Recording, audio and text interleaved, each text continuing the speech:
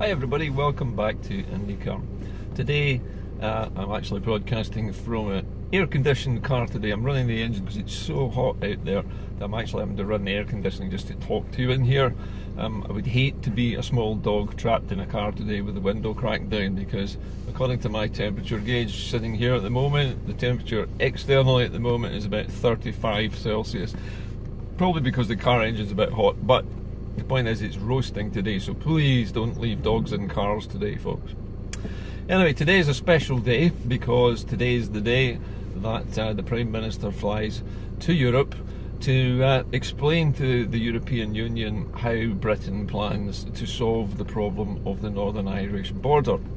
Now, yet again, they're having to come back to the EU with some kind of new idea about how they can make a frictionless border without any infrastructure, so that they comply with the Good Friday Agreement, in which it was agreed that both the Republic and Northern Ireland would always operate with an open border with no barriers to people freely passing to and fro across it.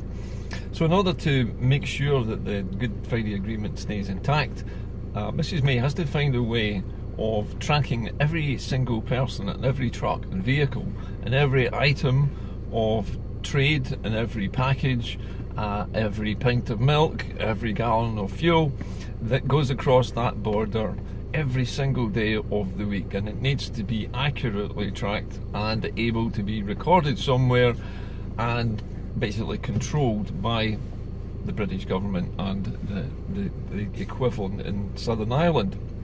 This has never been done before. In fact, there's no country in the world, to my knowledge, that has such a system of tracking absolutely everybody and everything that goes across an open border all day long. It's never been done before. Nobody's got any infrastructure to prove it can be done. And how would you do it? Some people have actually suggested microchipping people. I mean, seriously, microchipping people? But that has actually been suggested by a Tory MP. It might have been joking, but the point is that's the kind of level you would have to get to in order to track everybody going back and forwards across the Irish border all day long. Now, why is all this so significant?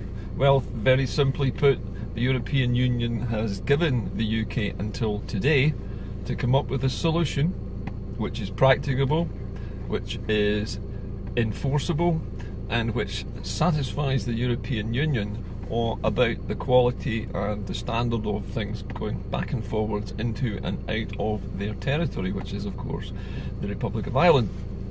And if the UK doesn't come up with this to their satisfaction, then the offer of the 2-year transition period, the smooth path going from being in the EU to gradually leaving it, will be withdrawn straight away. So the Europeans are saying, if you don't come up with something today that we can actually see will work, then the deal is off with regards to the transition period. Now that means that if she doesn't satisfy them today with this and two other items which I haven't mentioned yet, but if she doesn't satisfy the European Union that this can be done properly, then she's faced with a dilemma. May either tear up the Good Friday Agreement and put up border controls, which breaks the Good Friday Agreement, which would anger a lot of people in Ireland, or they go the other way and they're going to allow Northern Ireland to enter into a customs union with the Republic, which would give Northern Ireland an unfair advantage over every other nation in the UK, including Scotland, which would then demand exactly the same rights. Another constitutional crisis would be created. So it's the horns of a dilemma. How is she going to sort it out? Goodness knows. Personally, I don't hold out any hope at all that it can be fixed. I just can't see it being fixed. The only way around this is to put up border controls. There isn't actually a workable system other than that. The other problem is they also have to come up with realistic and acceptable solutions to, first of all, the issue of Europeans who wish to live in the UK and work here. And so far, all the British government has been able to promise them is that they will fast track their applications to remain, and it's going to cost them £65 to fast track them. So Europeans, it's going to cost you £65, and it doesn't guarantee that you're going to stay in the UK at the end of the process. So big deal there. I don't think the European Union is going to be happy with that either. And the final one, which we never hear about at all, nothing about, not a whisper about, is the problem of Gibraltar. A British territory, won in conflict several hundred years ago, which is now a well-established military base for the United Kingdom. It's a tiny territory, just basically a little island on the end of a sand spit, and yet it is clearly connected to Spain. I mean, it's actually part of the Spanish mainland when you think about it, and yet it is claimed by the United Kingdom as their territory.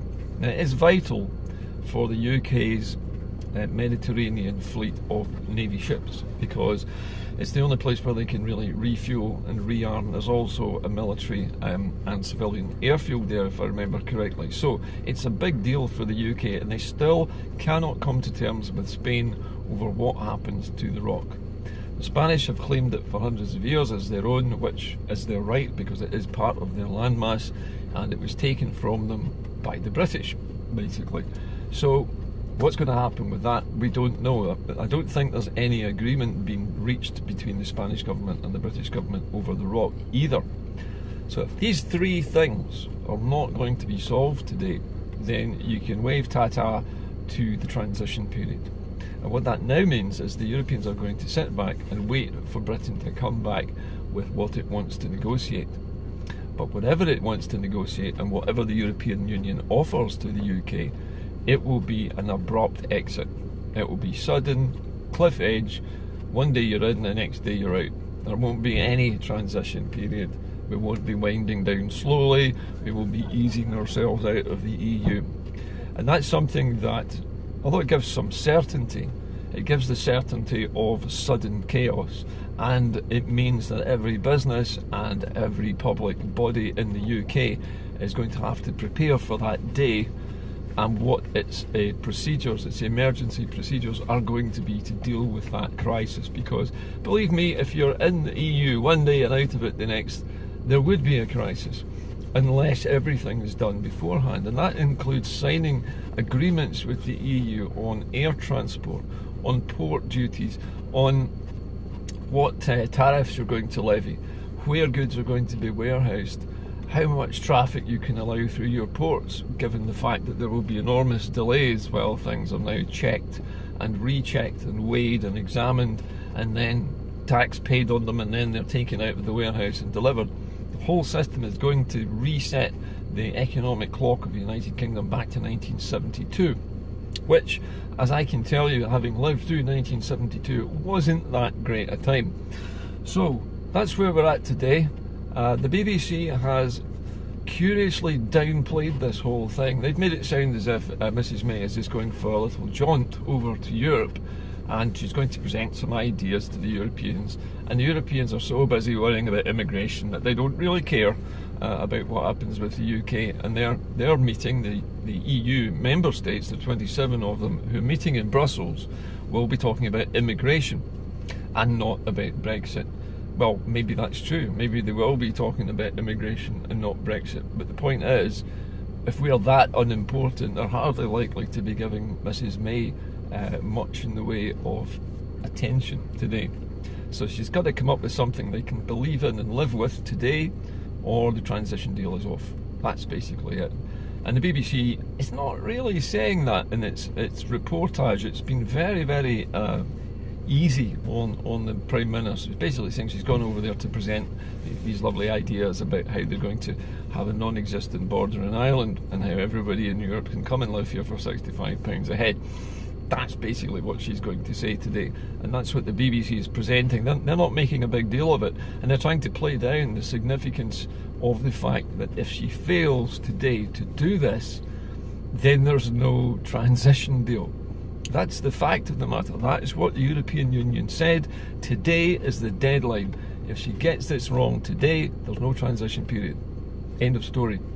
And those are the facts. Those are facts that you can check with the European Union. These are not something I've made up. These are things that are reported widely all over the world in other media, except the BBC, of course, who are trying to make it sound like it's not really all that important today. It's just a wee jaunt. She's going over just to explain a few things and then come back and everything's fine.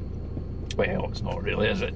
I mean, the fact is that Nothing in Britain is fine at the moment. I actually dare not look at the news too closely anymore because I cannot find any good news coming from the UK about anything at all.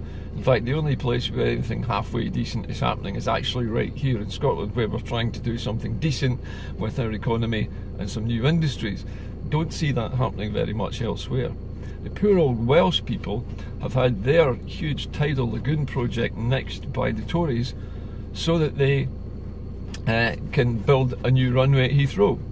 So the Welsh again have just been swept aside in the rush to build the third runway at Heathrow. I feel sorry for Wales because they really haven't had a chance to build up the kind of momentum of support that we have in Scotland for liberating ourselves from the UK.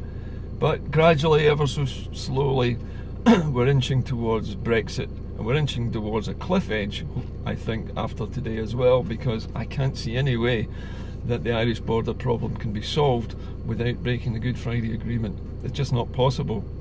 So let's wait and see what happens today. I bet you any money the BBC reports nothing happened and the European Union have gone away and said nothing. That's probably what they'll report. I would guess the European Union will come back with a response to May's supposed proposals within probably a few hours, because they won't need that long to deliberate on the kind of stuff that the Tories are going to come up with. I seriously doubt we'll get any kind of transition period. And I actually think, and I believe, that the Tories know there's not going to be a transition period because they can't do this deal. They can't square the circle in Ireland anymore. It's just not feasible to do it politically. It's not feasible without breaking treaties. It's not feasible doing it without creating a crisis of unfairness with Scotland. It would just add to the fuel for Scotland to become independent, which is already building anyway. Whatever way Mrs May turns, she's fried. You know, she's got Brexiteers at her back with knives.